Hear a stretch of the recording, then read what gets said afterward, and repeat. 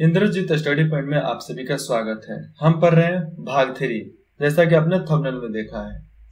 सूती वस्त्र उद्योग। धागे से कपड़े की बुनाई एक प्राचीन काल से चली आ रही है, बहुत प्राचीन काल से चलता है। जैसे में कपास, ऊन, सिल्क, जूट और पटसन का प्रयोग वस्त्र निर्माण में होता है। इन सब से ये रुई है, इनसे धागा बनता है, धागा से फिर कपड़ा बनता है। उपयोग में लाए गए कच्चे माल के आधार पर वस्त्र उद्योगों का वर्गीकरण किया जा सकता है। अब देखो, कच्चा माल होगा तभी वस्त्र कंपनियों का, जो कपड़ा बनाने वाली कंपनी है उसका मतलब वर्गीकृत हो सकता है, बड़ा हो सकते हैं, अपने आप में मुनाफा कमा सकते हैं। रेशो वस्त्र उद्योगों के कच्चे माल हैं। रेशो प्राकृतिक या मानव निर्मित हो सकते हैं। प्राकृतिक रेशे ऊन, सिल्क, कपास, लीलन और जूट से प्राप्त किए जाते हैं। जो रेशो वाले कपड़े होते हैं वो चीज उत्पन्न करने के लिए होते हैं। रेशे ऊन, सिल्क, कपास, लिनन और जूट से उत्तम मिल जाएगा। अब देखो, मानव निर्मित रेशों में नाइलॉन धागा, पॉलिस्टर मतलब पॉलिथीन वाले प्लास्टिक धागा, और एक्रिलिक और एयोन शामिल है। अब देखो, रेयोन क्या है? अब ये लोग जो भी है ये बहुत ज्यादा लचीले कपड़ा बनाते हैं। नायलॉन का बना दो, टी शर्ट वगैरह शायद नायलॉन का ही मिलता है, जीन्स वगैरह प्लास्टिक का बनता है, इलेक्ट्रिक्स मोटा मोटा कपड़ा इससे बनता है। ये सब मानव निर्मित हथियार में शामिल है, मतलब मानव निर्मित कपड़े उद्योग वर्गीकरण में शामिल है। अब देखो, सूती वस्त्र उद्योग विश्व के प्राचीनतम उद्योग में से एक है। 18वीं सदी की औद्योगिकी क्रांति तक सूती वस्त्र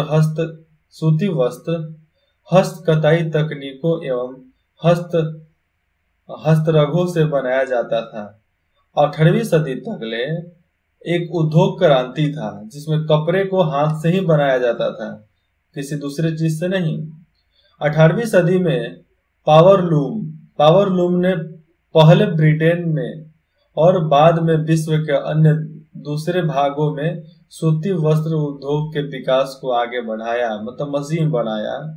कौन बनाया? पावरलूम। आज भारत, चीन, जापान और संयुक्त राज्य अमेरिका सूती वस्त्र के महत्वपूर्ण उत्पादक हैं। क्या है? सूती राष्ट्र के महत्वपूर्ण उत्पादक हैं। कौन कौन? भारत, चीन, जापान और संयुक्त राज्य अमेरिका। अमेरिका सब चीज में आगे है भाई, लड़ाई से लेके कटाई, बुनाई, फनाई तक सब में। इसीलिए तो अमेरिका है बापू, इसीलिए तो है, इसीलिए तो जाकर हर प्राइम मिनिस्टर लोग बाबा बाबा करता है लोग वहां पे।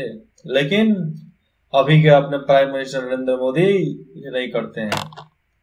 भारत में अत्युत्तम गुणवत्ता के सूती वस्त्र उत्पादन करने की गौरवपूर्ण परंपरा रही है, और हमारे पास तो परंपरागत गौरवपूर्ण परंपरा हमारे पास थी भारत में।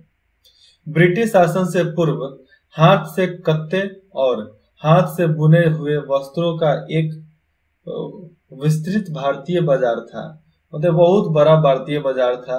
भारतीय बाजारों में केवल इसी चीज का इस्तेमाल किया जाता था, भारत में बना हुआ काम। अगर भारत गरीब होता तो ये लोग काहे को आते हिंदुस्तान में? नहीं आते ना। अपना भारत पहले से महान था, है, रहेगा। ढाका के मलमल और मसूलीपट्टनम की छींट। अब देखो, ढाका का मलमल का कपड़ा वहां से निकलता था, मलमल, और मसूलीपट्टनम की छींट वहां की होती थी।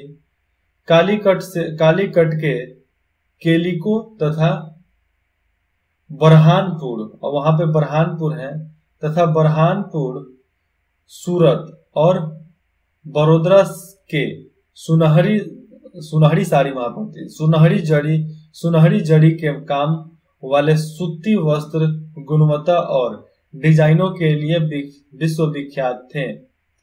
अब देखो वहां गुजरात राजस्थान में तो सब चीज लोग राजे महाराजा लोग रहता था, इसलिए वहां पर सब चीज तो सुनहरी है, सोने चांदी हीरा मोती से बनता होता था।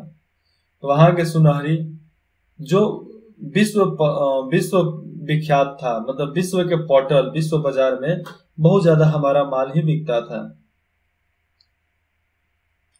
लेकिन हाथ से बने होने के कारण सूती वस्त्र का उत्पादन महंगा और बनने में अधिक समय लेता था, इसलिए परंपरागत सूती वस्त्र उद्योग पश्चिम के नए वस्त्र मिलों से प्रतिस्पर्धा नहीं कर सकी, और जो नए मशीन बने उसका बराबरी नहीं कर पाया। कौन? परंपरागत स्रोत, जो सस्ते और अच्छी गुणवत्ता वाले वस्त्रों का निर्माण यंत्रीकृत उद्योग जैसे में यूनिट में करते थे। अब यूनिट में क्या मतलब, एक बटालियन बनाकर ही उसका इस्तेमाल करते थे और काम करते थे। क्योंकि देखो सबसे ज्यादा जरूरी है भीड़ रखना, भीड़ रखोगे तभी सब चीज होगा। इसलिए डॉक्टर लोग भीड़ लगा देते हैं क्लिनिक पे कि पेशेंट देख कर तो आवे, भाई चल इतना भीड़ लगल बा, डॉक्टर थोड़ा एकदम कमाल का होगा, चलो चेक करा ही लेते हैं, वैसे हाल है। पहली सफल यंत्रीकृत वस्त्र।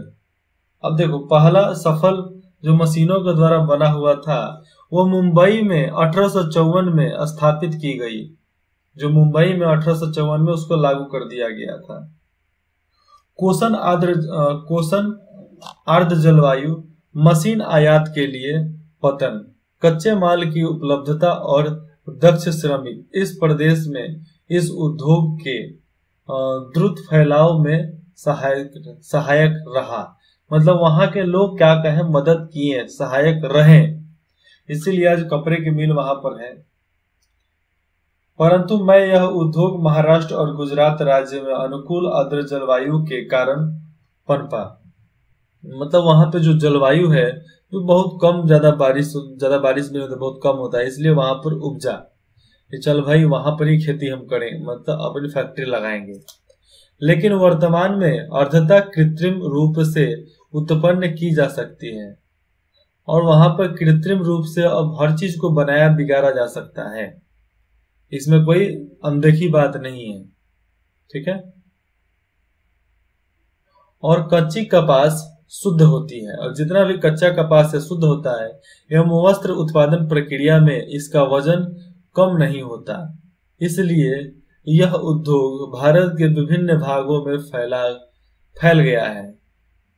कोयम्बटूर, नागपुर, चेन्नई, अहमदाबाद, मुंबई, कोलकाता, लुधियाना, पुडुचेरी और पानीपत कुछ अन्य महत्वपूर्ण केंद्र हैं जहां पे इस चीज को इस्तेमाल किया जाता है, वहां पर फैक्ट्री लगा हुआ है।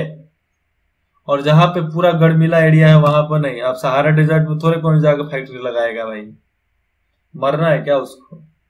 अब देखो अहमदाबाद गुजरात में साबरमती नदी के तट पर स्थित है। 1959 में यहाँ पहली सूती मिल स्थापित हुई।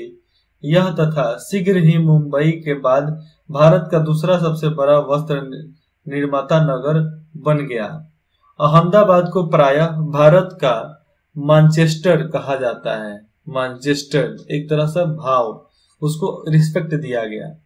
अनुकूल अवस्थित कारक अहमदाबाद में सूती वस्त्र उद्योगों के विकास में सहायक थे। अहमदाबाद कपास उत्पन्न करने वाले क्षेत्र के बहुत निकट स्थित है। यहाँ कच्चा माल आसानी से उपलब्ध होता है। जलवायु कटाई और बुनाई के लिए आदर्श है।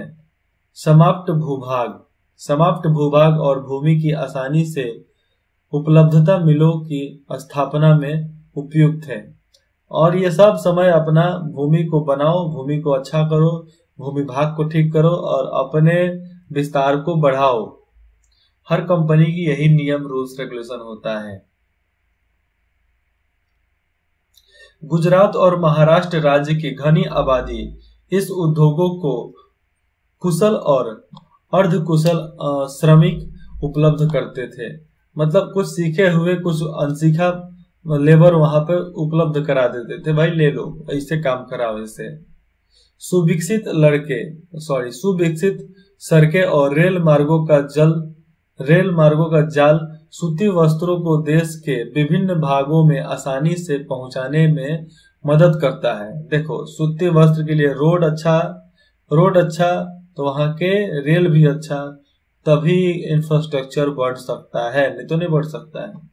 और ये सबसे ज्यादा जरूरी है इतना कुछ करना।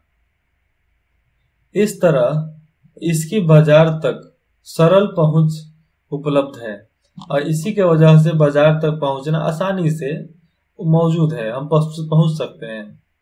नजदीक में मुंबई पतन इसे मशीनों का आयात करने और सूती वस्त्र के निर्यात की सुविधा प्रदान करता है। और वहां पे क्या करता है? आयात करने और सूती वस्त्र निर्यात करने की सुविधा प्रदान करता है। कौन? मुंबई, दूसरा नहीं। परंतु हाल के वर्षों में अहमदाबाद के सूती मिलों की कुछ समस्याएं हैं। बहुत से वस्त्र मिल बंद हो चुके हैं। देश में नए वस्त्र केंद्रों का विकास और अहमदाबाद की मिलों में मशीन प्रौद्योगिकी का नवीकरण न होना इसका प्रमुख कारण है। मतलब जितना भी फैक्ट्री है, नए नए माल नहीं ला रहे हैं।